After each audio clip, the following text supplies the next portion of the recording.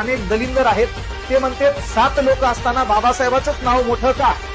भाऊ ते बॅरिस्टर होते, इंग्लंडला शिकले, जपानमध्ये बारातला नावाचा कोर्स केलाय. एवढं करून आपल्या भारताची हलाखीची परिस्थिती माहित होते. याच्यातलं एक बी बाहेर गेलं नव्हतं. मग यायला काय धतुरा माहितीये का घटनेत काय करायचं काय नाही? मग तिथं बाबासाहेबांचं नाव येणार असेल, मग ज्या माणसाने जे काम केलं त्याच्या कामाला व्हॅल्यू द्यावाच लागतो तुम्हाला. पण तुमच्यासारखे 2-4 फुटुरे जरी म्हणले समजा बाबासाहेबांनी काय केलं, बाकीचे बी लोक होते आणि काही काय आहेत पा उगं भाषणात बाबासाहेबांचं नाव घ्यायचं, माघारी कार्यक्रम बरोबर वाजतचा. तर त्यांनी लक्षात घ्यायचं ज्या माणसाचं जे काम आहे ते काम तुम्हाला मानावंच लागेल. याच्यात दोघांनी राजीनामा दिलाय, म्हणजे एक जण गेलो होतं त्याच्या जागी दुसरं आलं, एकाने राजीनामा दिला. 5 जणांचं नाव इतिहासात कुठं दिसलं नाही. डायरेक्ट इथंच कसं मोठं होईल भाऊ, है ना?